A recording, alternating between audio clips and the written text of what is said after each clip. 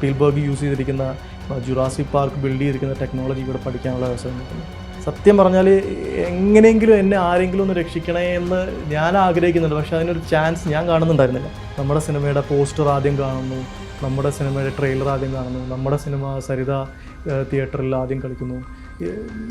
ഇങ്ങനെയുള്ള ഒരുപാട് moments which I thought I would enjoy. വിജയിക്കുന്ന ചിത്രത്തിൻ്റെ സംവിധായകന് തോന്നുന്ന ഫീലിംഗ് ഇതായിരിക്കും എന്ന് എനിക്ക് കിട്ടിയത് ആ ഒരു മൊമെൻറ്റിലാണ്.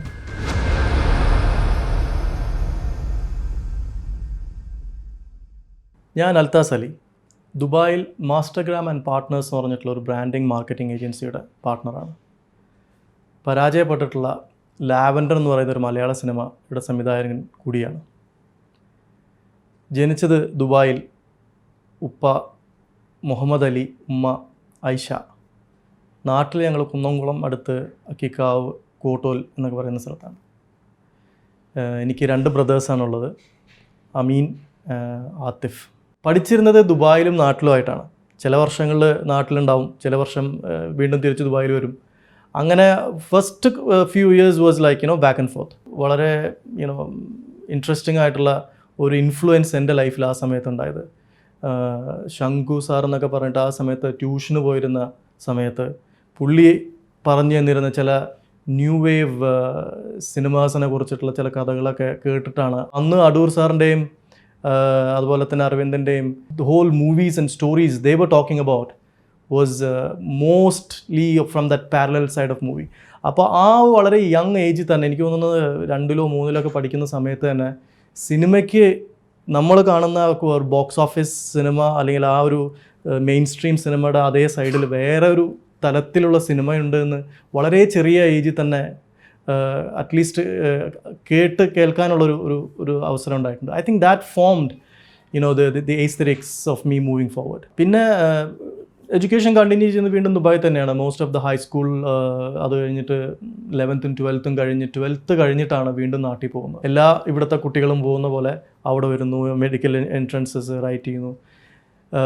എൻട്രൻസ് ഒന്നും ആ സമയത്ത് കിട്ടിയില്ല, പക്ഷേ ഒബ്വിയസ്ലി സയൻസ് സ്ട്രീമിൽ BSc അങ്ങനെ എടുത്തിട്ട് കോളേജിൽ പഠിക്കുകയാണ്. ഈ സമയത്താണ് എവിടെയോ വായിക്കുന്നത് ജുറാസിക് പാർക്ക് എന്ന് പറഞ്ഞിട്ടുള്ളൊരു സിനിമ, സ്റ്റീവൻ സ്പീൽബർഗിൻ്റെ സിനിമ വരുന്നു. It's using the computer graphics technology. And then it's where the turning point happens that ഞാൻ ഒരു ദിവസം ഉപ്പാനെ വിളിച്ചിട്ട് ഫോൺ ചെയ്തിട്ട് പറയുന്നു, ഞാൻ മെഡിക്കൽ കണ്ടിന്യൂ ചെയ്യുന്നില്ല, ഞാൻ ഈ ഫീൽഡിലേക്ക് ആണ് പോകാൻ ഉദ്ദേശിക്കുന്നത്. മൾട്ടിമീഡിയയും സിനിമയും ഒക്കെ ഉള്ള ആ ഒരു ക്രിയേറ്റീവ് ഫീൽഡിലേക്ക് കണ്ടിന്യൂ ചെയ്യാൻ പോകുന്നത്.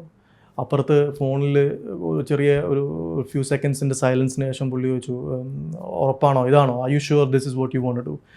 അപ്പോൾ അതെ എന്ന് പറയുകയും എന്നാൽ നിൻ്റെ ഇഷ്ടം പോലെ ചെയ്യുമെന്ന് പറയുന്നു. അപ്പോൾ ഈ മൾട്ടിമീഡിയ കോഴ്സ് കംപ്ലീറ്റ് ചെയ്തതിനു ശേഷം ഞങ്ങൾ അതിൻ്റെ ഭാഗമായിട്ട് പിന്നെ നെക്സ്റ്റ് എറണാകുളത്ത് വരുന്നു. എറണാകുളത്ത് വിനോദ്, രാജീവ് എന്ന് പറഞ്ഞിട്ട് 2 സുഹൃത്തുക്കൾ, ഇവരെ കൂടെയാണ് അന്ന് ഞാൻ ആ ട്രെയിനിങ് എടുത്തത്. ഞങ്ങൾ 3 പേരും കൂടി എറണാകുളത്ത് വന്ന് ഒരു ഡിജിറ്റൽ ഗ്രാഫിക് സ്റ്റുഡിയോ സെറ്റ് ചെയ്യുന്നു. അപ്പോൾ അന്ന് ശരിക്കും പറഞ്ഞാൽ വളരെ we could actually say few of the pioneers. കാരണം അന്ന് പേഴ്സി ജോസഫ്, മജു സൈമൻ എന്നൊക്കെ പറഞ്ഞ 2-3 പേരെ അന്ന് ആ ഒരു ഫീൽഡിൽ ചെയ്യുന്നുള്ളൂ ശരിക്കും. അപ്പോൾ ഞങ്ങൾ എറണാകുളത്ത് വരുന്നു, വീണ്ടും ഗ്രാഫിക്സും കാര്യങ്ങളൊക്കെ ചെയ്യുന്നു. ഒരു 6-7 മാസം ശരിക്കും പറഞ്ഞാൽ പട്ടിണിയാണ്. കാരണം ഒരു വരുമാനവും ഇല്ല. അതുവരെ നമ്മൾ ജീവിക്കുന്നത് ഒരു ഗൾഫ് ഒരു പാരൻസിൻ്റെ സപ്പോർട്ടിലും എല്ലാം നമുക്ക് തന്ന് കിട്ടിയിട്ടുള്ളൊരു ലൈഫാണല്ലോ. അതൊക്കെ വിട്ട് എറണാകുളത്ത് വന്നിട്ട് നമ്മൾ ഏൺ ചെയ്തിട്ട് എന്തെങ്കിലും ഉണ്ടെങ്കിൽ മാത്രമേ കഴിക്കാൻ പറ്റുള്ളൂ എന്ന് പറയുന്ന, ശരിക്കും പറഞ്ഞാൽ പോവർട്ടി നമ്മൾ അനുഭവിക്കുന്ന ഒരു ചെറിയ കാലഘട്ടം. സത്യം പറഞ്ഞ ലൈഫിൽ അങ്ങനത്തെ പട്ടിണിയുടെ കഥയൊന്നും ഒരുപാട് എനിക്ക് പറയാനില്ല. ഈ ഒരു ചെറിയ പീരീഡ് ഒഴിച്ചാൽ this is where I literally struggle. And ആ സമയത്ത് നാട്ടിൽ വന്നിട്ട് ഉപ്പ നാട്ടിൽ വന്നു, എന്നെ കാണാൻ വന്നു, എറണാകുളത്ത് കാണാൻ വന്നു. പുള്ളിയുടെ കൂടെ എന്നെ വീട്ടിലേക്ക് കൊണ്ടുപോയി.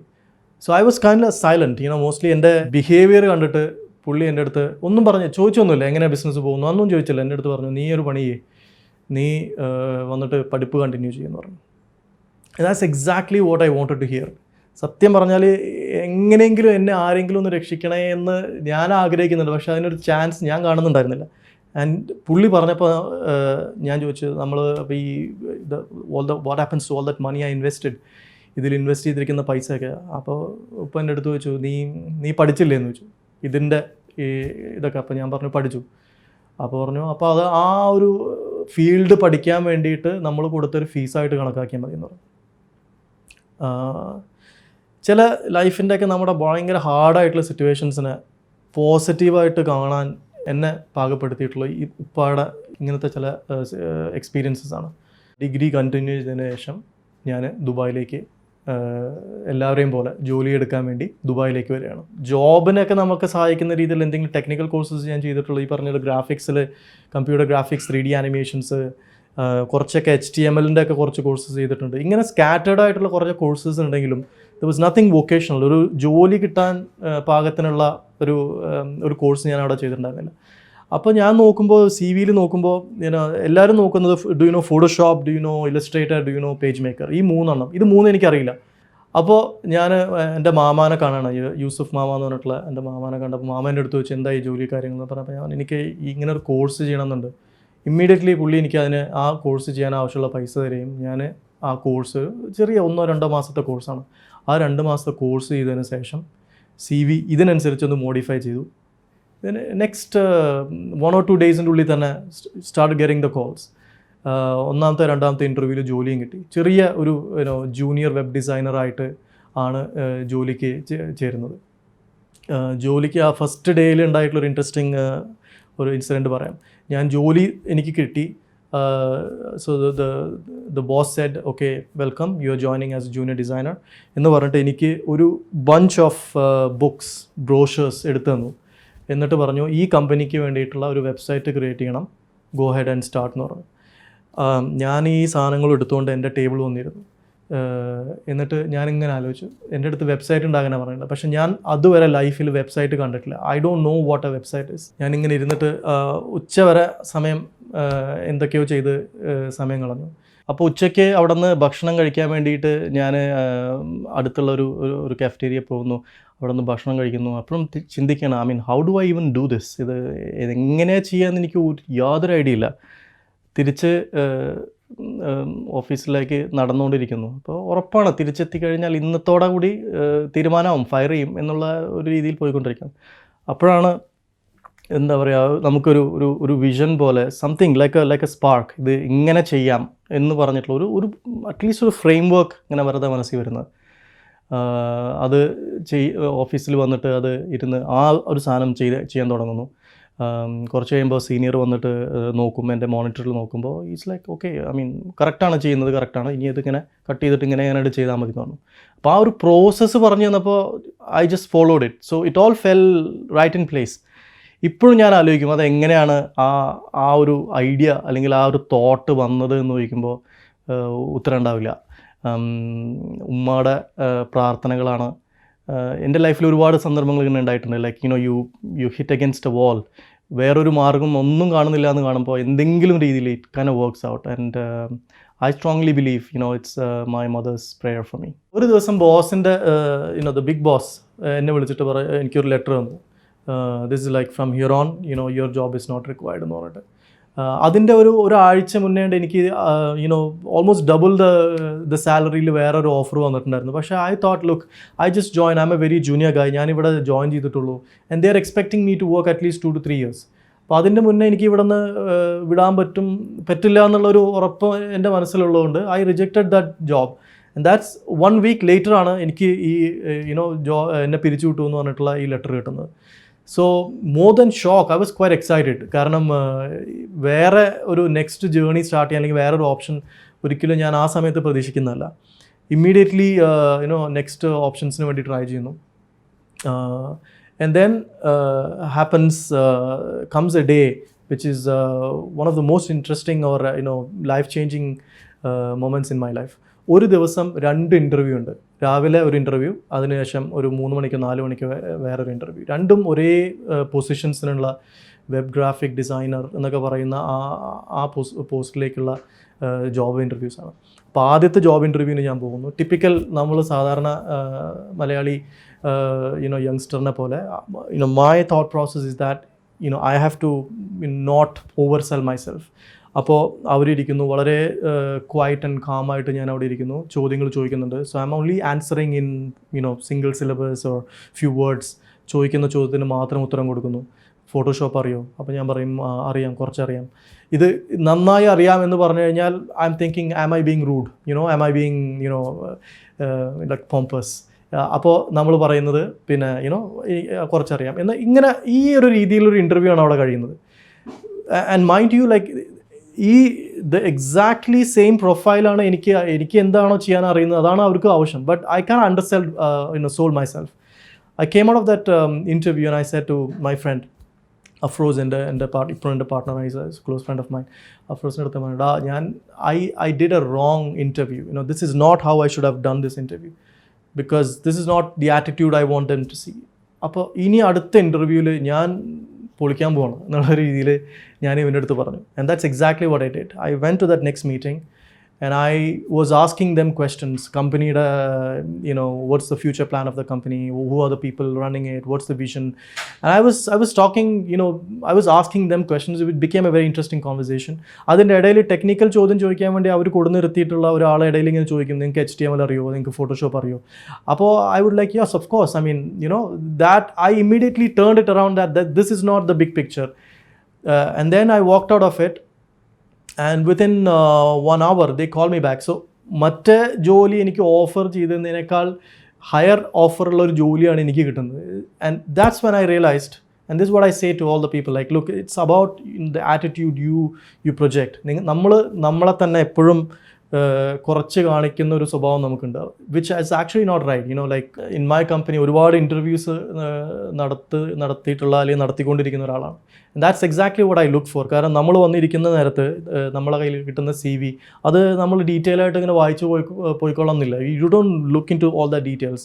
I definitely don't look into his academics or things like that. I'm actually gonna look and talk to this person, and I'm watching his body language. I'm asking him questions.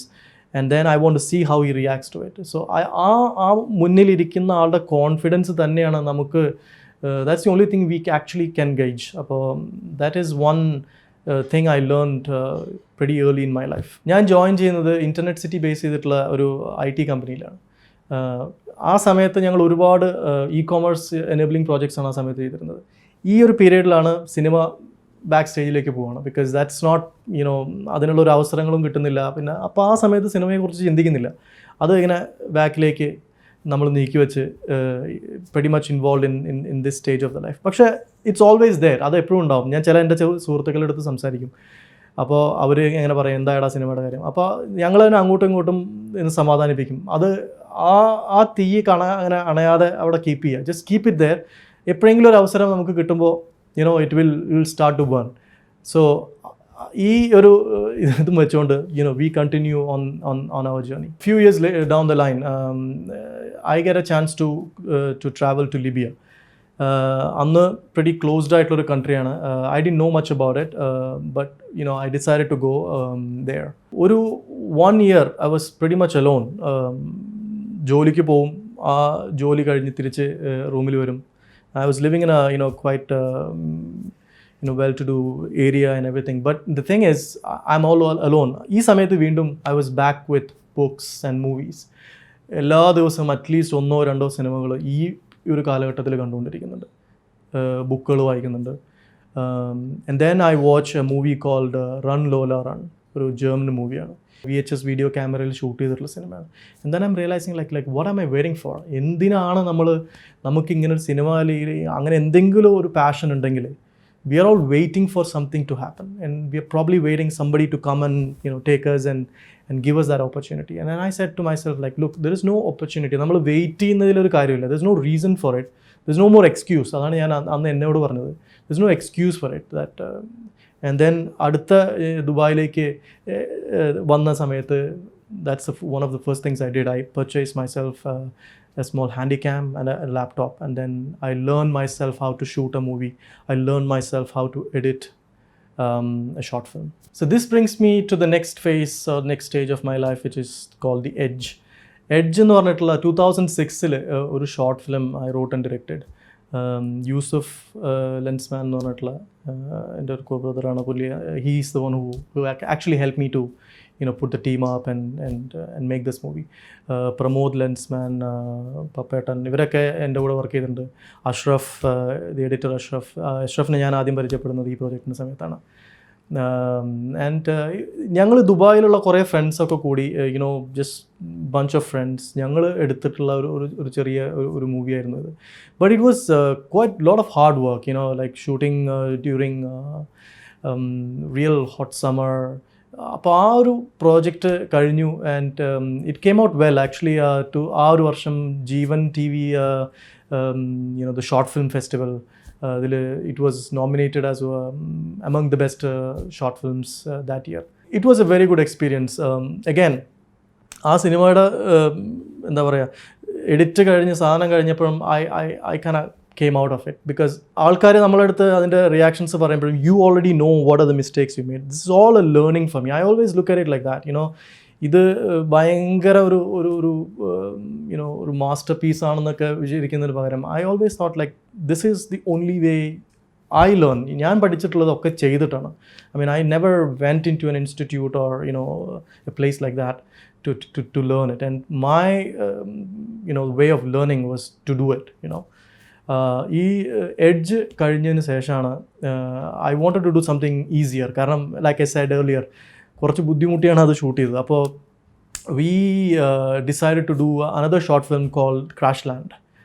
Again Ashraf അതിൽ work ചെയ്തിട്ടുണ്ട്. എൻ്റെ കുറേ സുഹൃത്തുക്കളൊക്കെ കൂടി ഞങ്ങൾ വീണ്ടും അടുത്ത ഒരു short film ചെയ്യുന്നു. ഒരു മുറിയിൽ ഇരുന്നുകൊണ്ട് രണ്ട് പേര് ചാറ്റ് ചെയ്ത് ഉണ്ടാവുന്ന ഇറ്റ്സ് എൻ എൻറ്റയർ ആക്ച്വലി 2 ചാറ്റാണ്. But the whole it was conceptualise is like ഇയാളുടെ കണ്ണിൽ നിന്ന് കയ്യിലേക്ക് ഷിഫ്റ്റ് ദ ഫോക്കസ് ഷിഫ്റ്റ് ചെയ്യും. അത് കഴിഞ്ഞ് just utilizing that small space the camera would move around in terms of focus. ഇതാണ് ഈ പ്ലാൻ വെച്ചിട്ടാണ് ഇത് ചെയ്യുന്നത്. ഷൂട്ട് ചെയ്തുകൊണ്ടിരിക്കുന്നതിനിടയ്ക്ക് എൻ്റെ ക്യാമറാമാൻ്റെ അടുത്ത് ഞാൻ ഇങ്ങനെ മോണിറ്ററിൽ നോക്കിയിട്ട് പറയുന്നുണ്ട് ഷിഫ്റ്റ് ചെയ്തതിലേക്ക്, shift between or shift focus, and he's trying but it's not happening. അപ്പോൾ ക്യാമറമാൻ പറഞ്ഞു ഞാൻ ചെയ്യുന്നുണ്ട് ചേട്ടാ, പക്ഷേ അതാവുന്നില്ല because everything is still sharp. ആ വീഡിയോയുടെ ആ ഒരു ഷാർപ്പ് ഫോക്കസ് എന്ന് പറയുന്ന സാധനം അറിയാതെ എവിടെയും നേരത്തെ പറഞ്ഞല്ലോ ഒന്നും പഠിച്ചിട്ടൊന്നും ഉള്ളതല്ലാത്തതുകൊണ്ട് in real life I am realising there is something here അങ്ങനെയാണ് അതവിടെ എഡിറ്റ് കട്ട് ചെയ്ത് നിർത്തി. We didn't complete it. കാരണം അത് വർക്കൗട്ട് ആവില്ലായിരുന്നു, കാര്യം മനസ്സിലായി. അതിൻ്റെ ഇടയിൽ ഈ I was starting to look lot of YouTube and read about it. അപ്പോഴാണ് ഷാലോ ഡെപ്ത് ഓഫ് ഫീൽഡ് എന്ന് പറഞ്ഞിട്ടുള്ള ആ ഒരു ഫ്രേസ് ഞാൻ ആദ്യം കേൾക്കുന്നത് ഈ സമയത്താണ്. That's what brings me to Philip Bloom എന്ന് പറഞ്ഞിട്ടുള്ള the camera cinematographer and digital film മേക്കറിനെ ഞാൻ യൂട്യൂബിലൂടെ ആദ്യം പരിചയപ്പെടുന്നത് അല്ലെങ്കിൽ അറിയുന്നത് ഈ ഒരു സമയത്താണ്. Then I get in touch with him. We have been had few conversations. പുള്ളി ദുബായ് വന്നപ്പോൾ ഞങ്ങൾ മീറ്റ് ചെയ്തിട്ടുണ്ട്. But he introduces us to a new way of film making which is actually using interchangeable lenses. അപ്പോൾ നമ്മൾ അതുവരെ ഞങ്ങളുടെ video camera എന്ന് പറഞ്ഞു കഴിഞ്ഞാൽ ഒരേ ലെൻസ് യൂസ് ചെയ്തിട്ട് അതിൽ ഇട്ടിട്ടുള്ള ഒരു രീതിയാണ്. And then we get use to this cinematic way of shooting. Lenses മാറ്റി നമ്മൾ ഷൂട്ട് ചെയ്യുന്ന ഒരു രീതിയിലേക്ക് പുള്ളി ഞങ്ങളെ ഇൻട്രൊഡ്യൂസ് ചെയ്യാണ്. The next stage happens with the revolution happened with Canon 5D Mark II എന്ന് പറയുന്ന ആ ഒരു ഡിജിറ്റൽ റെവല്യൂഷൻ്റെ റൈറ്റ് അറ്റ് ദാറ്റ് എൻട്രി പോയിന്റിൽ ഞാൻ അവിടെ വന്ന് നിൽക്കുകയാണ്. അപ്പോൾ ഈ സമയത്താണ് ഖത്തറിൽ ഇങ്ങനെ ഹൈ ബഡ്ജറ്റിലുള്ള ഒരു പ്രോജക്റ്റ് ഞങ്ങൾക്ക് വരുന്നത്. And I thought look I'm going to shoot this in 5D Mark II. അപ്പോൾ എങ്ങനെ ഷൂട്ട് ചെയ്യും? ഇവിടെ നോക്കുമ്പോൾ അത് ഷൂട്ട് ചെയ്യാൻ പറ്റുന്ന camera there is nobody who would actually shoot in that. കാരണം അത് ഇറ്റ്സ് എ സ്റ്റിൽ ക്യാമറ. ഇവിടെ നമ്മൾ ആൾക്കാരുടെ അടുത്ത് പറയുമ്പോഴും I mean how do you shoot in it? It's A still camera. That's when I talked to Khalid Motasab എന്ന് പറഞ്ഞിട്ടുള്ളൊരു New York based photographer അടുത്ത് cinematographer. I speak to him and I invite him to join me for this project. He comes with 3 of his friends and we work, Ashraf ഉണ്ടായിരുന്ന പ്രോജക്റ്റിൽ we work for next 7 days. ഈ ഇത്തിരിയും പോകുന്ന ഒരു ചെറിയ camera സെറ്റപ്പും വെച്ചിട്ട് we shot the pretty much entire Qatar. And the result we got out of it was like absolutely amazing. നമ്മൾ cinematic എന്ന് നമ്മൾ പറയുന്ന ആ രീതിയിലുള്ള ഒരു തരം footage and the result we generated out of it was amazing. And it's I really want to stress out that this has been pioneering effort. കാരണം ആ സമയത്ത് the Canon 5D Mark II does not even have manual controls, exposure controls ഇല്ല. You cannot change anything in that camera. നിങ്ങൾക്ക് അതിൻ്റെ ISO മാറ്റാൻ പറ്റില്ല, you cannot change the exposure, you cannot change ഒന്നും മാറ്റാൻ പറ്റില്ല. What camera thinks that's what it will shoot. അപ്പോൾ അന്ന് കാനനോട് ചോദിക്കുമ്പോൾ കാനൻ പറയും this is a still camera. ഇതിൽ വീഡിയോ ഫീച്ചർ ഞങ്ങൾ ഇട്ടിട്ടെന്ന് മാത്രമേ ഉള്ളൂ, but they don't know where it is gonna go with. So I just want to remind that it's been such early times and we cracked it. ഞങ്ങൾ crack ചെയ്തിട്ട് magic ലാൻറ്ററിൻ്റെ cracked version ഉപയോഗിച്ചിട്ടാണ് we shot that. ഇതിൻ്റെ result കണ്ടിട്ടാണ് use by എൻ്റെ അടുത്ത് പറയുന്നത് why don't we use the same technology for shooting a Malayalam movie. എൻ്റെ അടുത്ത് ഇങ്ങനത്തെ എന്ത് കാര്യം ഒരാൾ ചോദിച്ചു കഴിഞ്ഞാലും I always say yes, why not. നമ്മുടെ സിനിമയുടെ പോസ്റ്റർ ആദ്യം കാണുന്നു, നമ്മുടെ സിനിമയുടെ ട്രെയിലർ ആദ്യം കാണുന്നു, നമ്മുടെ സിനിമ സരിത തിയേറ്ററിൽ ആദ്യം കളിക്കുന്നു.